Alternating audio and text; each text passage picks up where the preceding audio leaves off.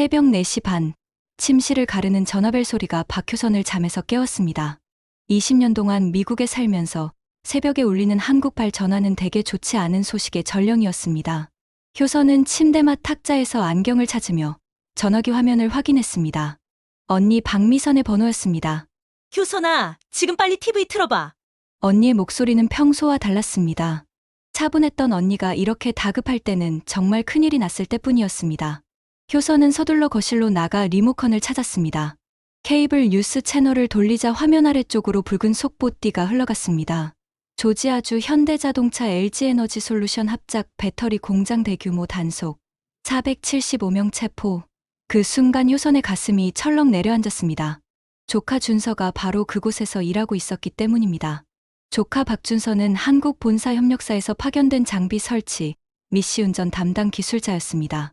2주 전 단기 체류 비자로 미국에 들어와 현대차와 LG에너지솔루션의 배터리 공장에서 생산 설비 점검 작업을 돕고 있었습니다. 준서는 괜찮아? 효선이 물었습니다. 전화 너머로 언니의 흐느끼는 소리가 들렸습니다. 모르겠어. 연락이 안 돼. 어젯밤부터 전화를 받지 않아. 효선은 TV 볼륨을 높였습니다. 앵커가 차분한 목소리로 상황을 전했습니다. 2025년 9월 4일 미국 조지아주 엘러벨의 현대차와 LG엔솔의 배터리 합작 공장 건설 현장에서 미국 이민세관 단속국이 대규모 단속을 벌여 한국인 근로자 317명을 포함해 총 475명을 체포 및 구금했습니다. 이는 트럼프 행정부 출범 이후 단일 현장에서는 최대 규모입니다. 효선은 이민법을 다루는 변호사는 아니었지만 미국에서 20년 동안 살면서 터득한 것이 있었습니다. 이런 일이 생겼을 때는 감정보다 절차가 먼저라는 것, 그리고 정확한 정보 없이는 아무것도 판단할 수 없다는 것이었습니다. 하지만 지금 화면 속에서 흘러나오는 숫자들을 보며 효선은 처음으로 깨달았습니다. 가족이 뉴스 속 통계가 되었을 때의 무력함을요. 화면에는 조지아주 현대차 공장 앞에 늘어선 검은 차량들과 헬리콥터가 비추어졌습니다. 마치 특수작전을 방불케 하는 장면이었습니다. 국토안보 수사국, 약물단속국, 연방수사국까지 동원된 이번 작전은 단순한 불법 체류자 단속이라고 보기에는 규모가 너무 컸습니다. 언니, 일단 침착해. 내가 알아보고 다시 연락할게. 효선은 전화를 끊고 노트북을 켰습니다. 20년 전 이민 올 때부터 늘 그랬듯이 그녀는 법적 절차부터 확인해야 했습니다. 하지만 손가락이 키보드 위에서 떨리는 것을 멈출 수는 없었습니다. 그날 오후, 효선은 평소처럼 한인마트에 들렀습니다. 하지만 분위기는 평소와 달랐습니다.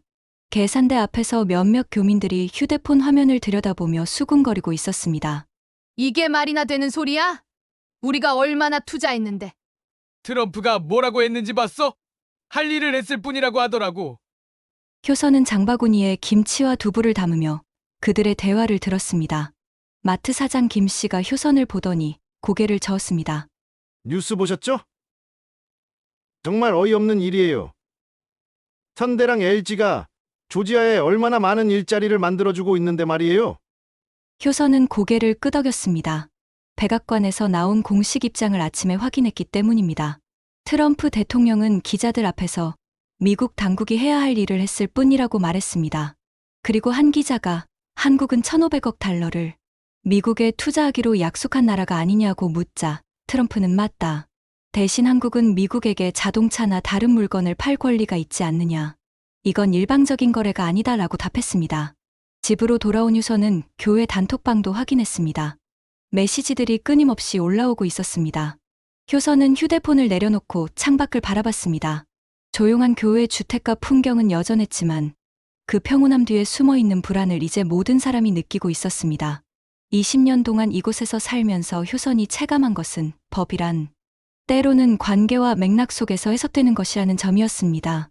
똑같은 비자 문제라도 누가, 언제, 어떤 상황에서 적발되느냐에 따라 처리 방식이 달라질 수 있었습니다. 하지만 이번 조지아 사건은 달랐습니다. 미국의 최후방국이라고 불리는 대한민국 국민들이 손발이 묶인 채 버스에 태워지는 영상이 전 세계로 송출되었습니다. 이는 단순한 법 집행을 넘어선 무언가를 의미하는 것 같았습니다. 효선은 노트북을 열고 뉴스 사이트들을 차례로 확인했습니다. 미국 현지 언론들도 이번 사건의 규모와 상징성에 주목하고 있었습니다. 한 기사는 한국은 미국의 가장 대규모 투자를 약속한 국가 중 하나인데 이런 대우가 적절한가? 라는 질문을 던지고 있었습니다. 하지만 트럼프 행정부의 입장은 분명했습니다. 투자나 동맹 관계가 법 집행에 특혜를 주는 근거가 될 수 없다는 것이었습니다. 효선은 이 대목에서 깊은 생각에 잠겼습니다. 정치가 개인의 삶 위로 올라탈 때 생기는 균열을 느낄 수 있었기 때문입니다. 준서는 단순히 기술자였습니다. 정치적 판단을 내리는 사람도 외교 정책을 결정하는 사람도 아니었습니다. 그저 한국에서 개발된 설비가 미국 공장에서 제대로 작동하도록 돕는 일을 하고 있었을 뿐입니다.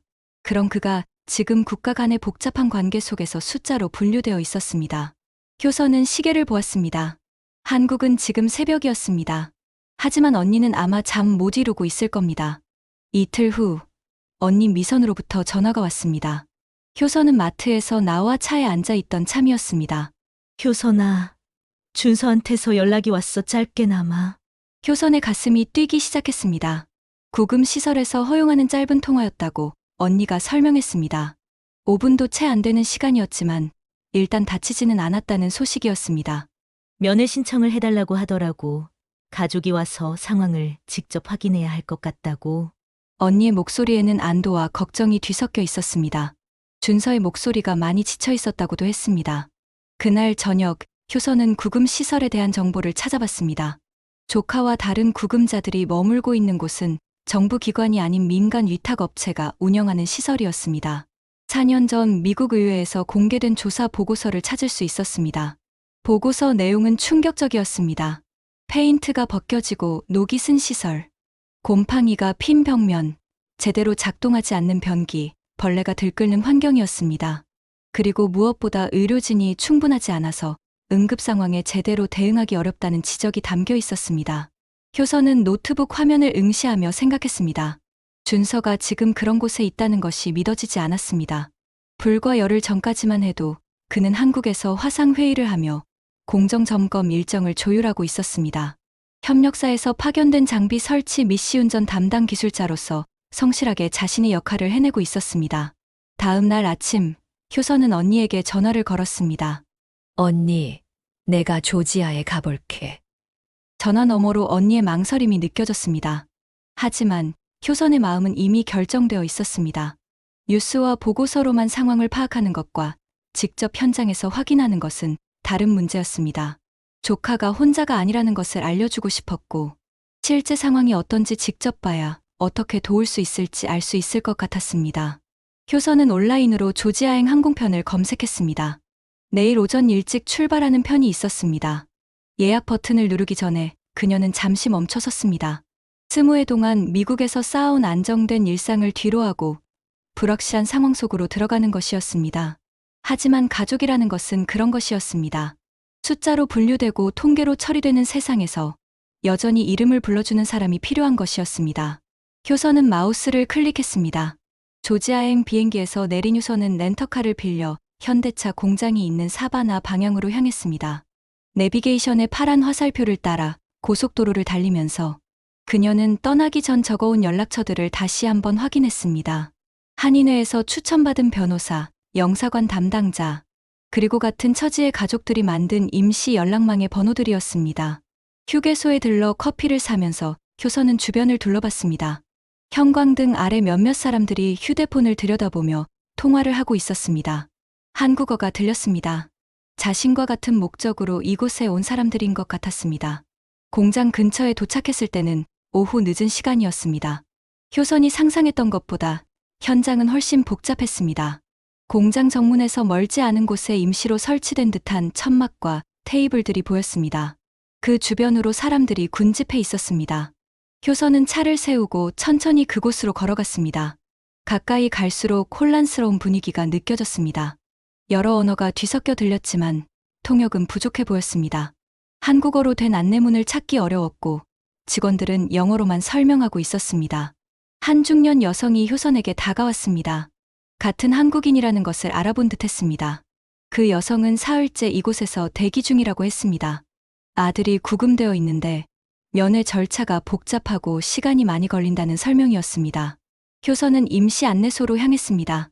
줄을 서서 기다리는 동안 주변 사람들의 이야기를 들을 수 있었습니다. 대부분이 가족이거나 동료들이었습니다.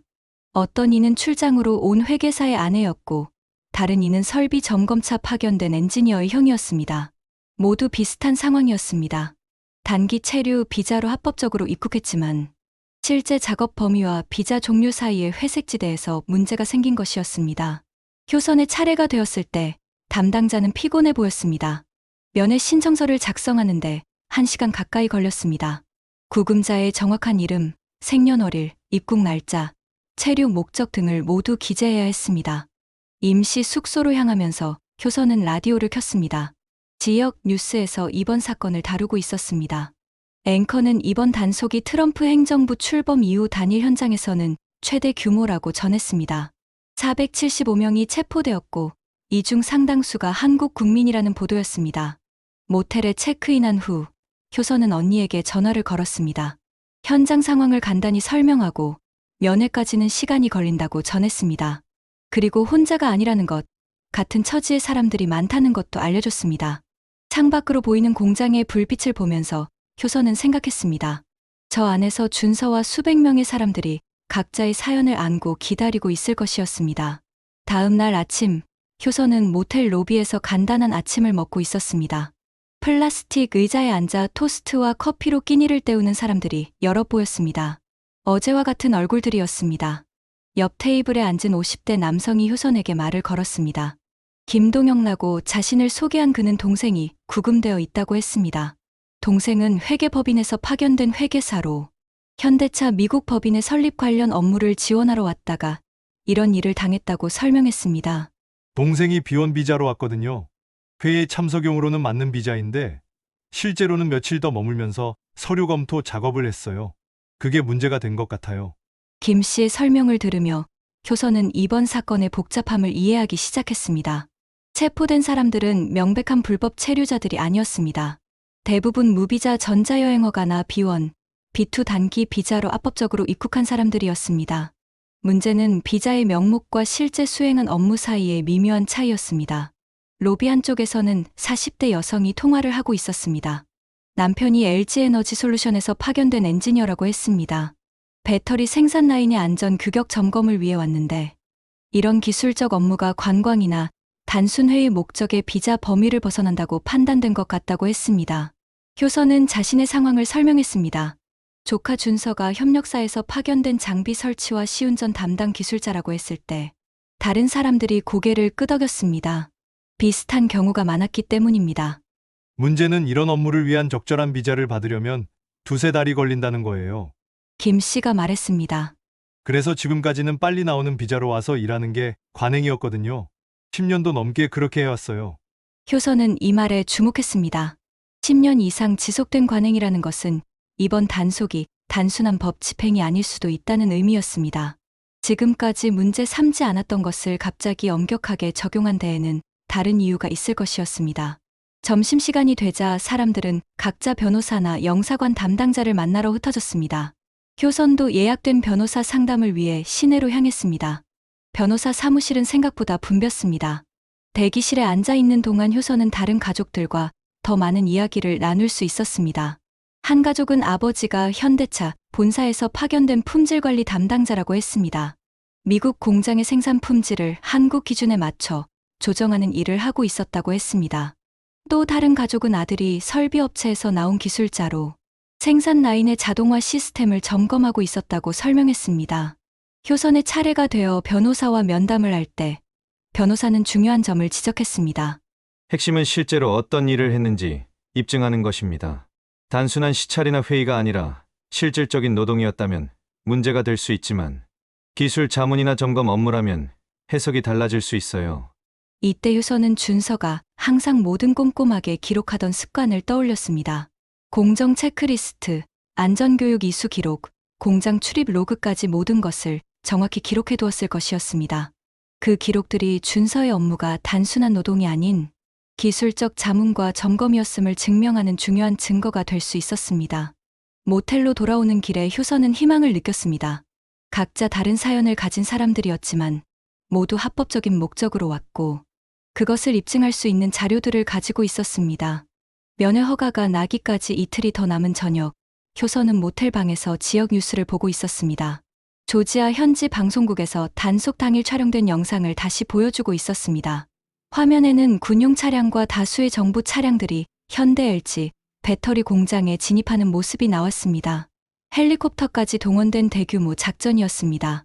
국토안보 수사국, 약물단속국, 연방수사국이 총출동한 특수작전을 방불케 하는 장면이었습니다.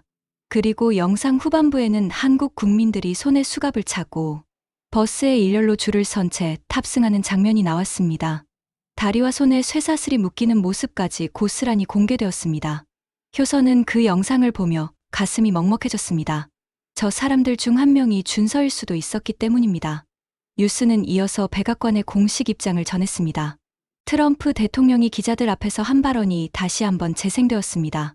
미국 당국이 해야 할 일을 했을 뿐이다. 불법 체류 외국인들이 조지아 현대차 공장에서 많이 일했다. 우리 미국 정부는 할 일을 한 것뿐이다. 효선은 리모컨을 내려놓고 깊은 생각에 잠겼습니다. 이번 사건을 단순한 비자 문제로 보기에는 너무 많은 의문점이 있었습니다. 왜 하필 지금이었을까? 왜 미국의 최후 방국이라 불리는 한국 국민들을 이런 식으로 대했을까? 효선은 지난 몇 달간의 한미 관계를 되돌아봤습니다. 한미 정상회담이 있었지만 관세 협상에 대한 구체적인 합의는 없었습니다. 여전히 한국에 대해서는 25% 관세가 적용되고 있었습니다. 이는 양국 간의 최종 합의가 이루어지지 않았다는 의미였습니다. 그리고 트럼프 대통령이 한국의 정치 상황에 대해 강하게 비판했던 발언들도 떠올렸습니다. 한국에서 숙청이 벌어지는 것 아니냐며 현 정부를 재차 비판했던 것. 그로 인해 대통령실이 긴급히 대응에 나섰던 일들이 기억났습니다. 무엇보다 효선이 주목한 것은 중국을 둘러싼 한미 간의 미묘한 온도차였습니다. 중국이 대만을 위협할 때 한국이 어떤 입장을 취할 것인가에 대한 미국의 우려가 완전히 해소되지 않은 것 같았습니다. 주한미군의 전략적 유연성 문제도 여전히 걸림돌로 남아 있었습니다. 효선은 창밖을 바라봤습니다. 현대차 공장의 불빛이 여전히 밝게 빛나고 있었습니다. 저 공장은 미국 정부의 요청에 따라 현대차가 대규모 투자를 결정한 곳이었습니다. 수많은 미국인 일자리를 창출할 예정이었고, 정의선 현대차 회장이 트럼프 대통령과 백악관에서 악수를 나누며 약속했던 프로젝트였습니다. 하지만 트럼프 대통령의 반응은 명확했습니다. 한국은 미국에게 자동차나 다른 물건을 팔 권리가 있지 않느냐. 이건 일방적인 거래가 아니다. 투자를 했다고 해서 미국 정부가 특혜를 주지 않겠다는 의지를 분명히 한 것이었습니다. 효선은 이제 이해할 수 있었습니다. 이번 사건은 단순한 이민법 위반 단속이 아니었습니다. 한국 정부에 대한 강한 정치적 메시지였습니다. 동맹이라는 이름으로 모호하게 처리되던 것들을 더 이상 용인하지 않겠다는 경고였습니다. 475명이라는 숫자는 그 자체로 상징이었습니다. 트럼프 행정부 출범 이후 단일 현장에서는 최대 규모의 단속이었고, 그 대상이 하필 미국에 가장 많은 투자를 약속한 국가의 국민들이라는 것은 우연이 아니었습니다. 창밖의 공장 불빛을 바라보며 효선은 내일 있을 면회를 기다렸습니다. 면회 당일 아침, 효선은 일찍 구금 시설로 향했습니다. 하지만 도착해서 받은 소식은 실망스러웠습니다. 시설 내부 상황으로 인해 면회가 하루 연기되었다는 통보였습니다. 대신 좋은 소식도 있었습니다. 일부 구금자들에 대한 석방 절차가 시작되었다는 것이었습니다. 주로 서류상 문제가 명확히 정리된 경우들이었습니다. 회의 참석 목적으로 단기간 체류한 사람들, 명백히 관광 목적이었던 사람들이 우선 처리되고 있었습니다. 로비에서 기다리며 효선은 다른 가족들의 반응을 지켜봤습니다.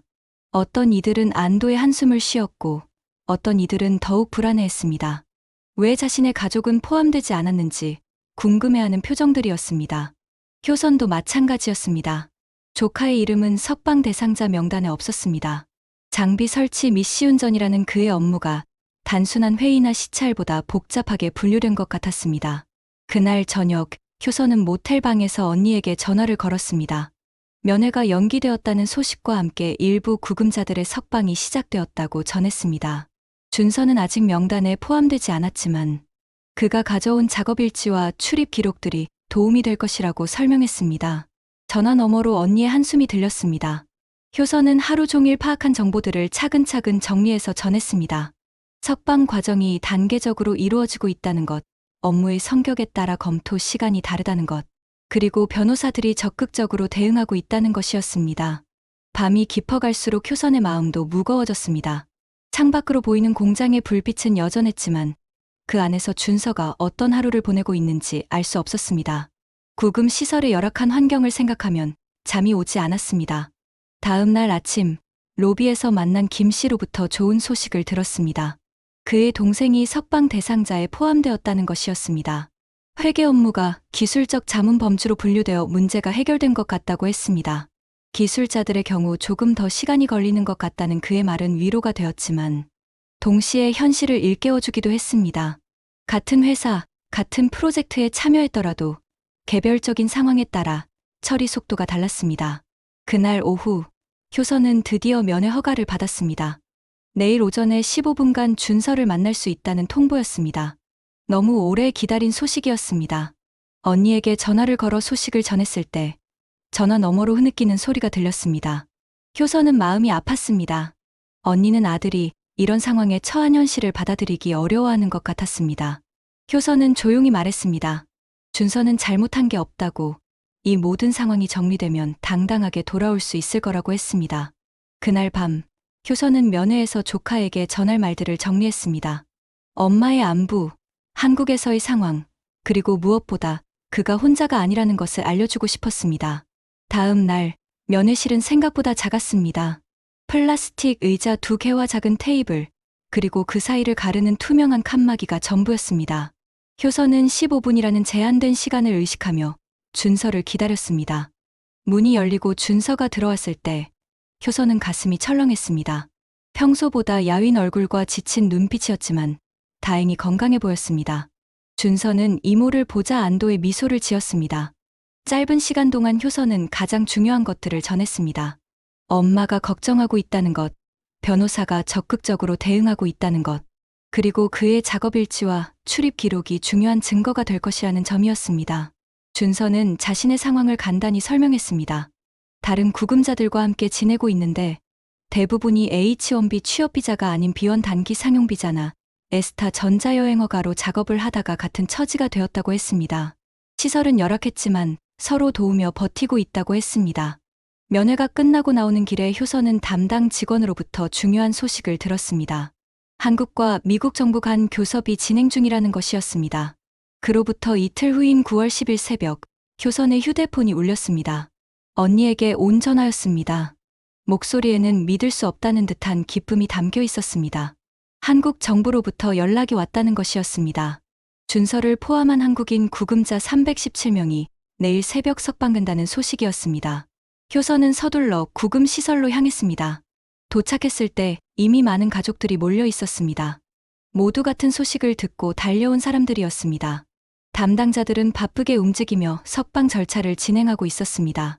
중요한 것은 이번 석방이 강제 추방이 아닌 자진 출국 형식으로 처리된다는 점이었습니다.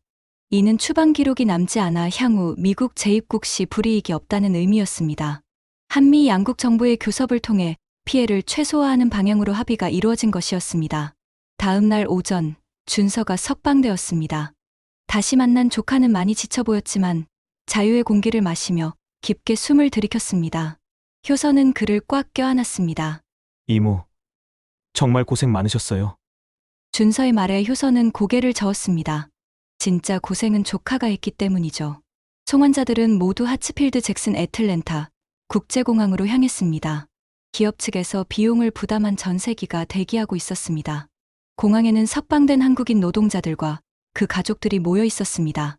316명의 사람들이 각자의 짐을 챙기며 귀국 준비를 하고 있었습니다. 효선은 그 광경을 보며 지난 일주일을 되돌아봤습니다. 9월 4일 조지아주 엘러벨의 현대차와 LG의 배터리 합작 공장에서 시작된 이 일이 일주일 만에 이렇게 마무리되는 것이었습니다. 미국 이민세관단 속국 IC가 총 475명을 체포했고 그중 영주권 신청자인 1명을 제외한 316명의 한국인이 오늘 고국으로 돌아가는 것이었습니다. 탑승구에서 효선은 준서에게 물었습니다. 앞으로 어떻게 할 것인지, 이런 일이 다시 생기지 않으려면 어떻게 해야 할지에 대해서였습니다. 준서는 잠시 생각하더니 답했습니다. 근본적인 문제는 비자 제도에 있다고 했습니다. 한국 기업이 전문 인력을 미국에 보내려면 H1B 전문직 취업 비자나 L1 주재원 비자를 받아야 하는데 발급 요건이 까다롭고 수개월이 걸린다고 설명했습니다. 특히 H1B 비자는 연간 8만 5천 개로 제한되어 있는데 한국은 쿼터를 확보하지 못하고 있다는 점이 문제라고 했습니다. 더 큰 문제는 미국이 멕시코, 캐나다, 싱가포르, 칠레, 호주 등 일부 FTA 국가에는 H1B 비자 쿼터를 할당해주면서 같은 FTA 국가인 한국에는 쿼터를 주지 않는다는 것이었습니다. 그래서 대미 투자 사업을 위한 인력들이 어쩔 수 없이 에스타나 B1 비자로 입국할 수밖에 없는 구조적 모순이 있다고 했습니다. 그런데 최근 트럼프 대통령이 이 문제에 대해 새로운 관점을 제시했다고 준서가 덧붙였습니다. 배터리나 컴퓨터 제조 같은 복잡한 작업을 위해서는 전문가를 미국으로 불러들여 미국인들을 훈련시키는 방식이 필요하다고 트럼프가 말했다는 것이었습니다.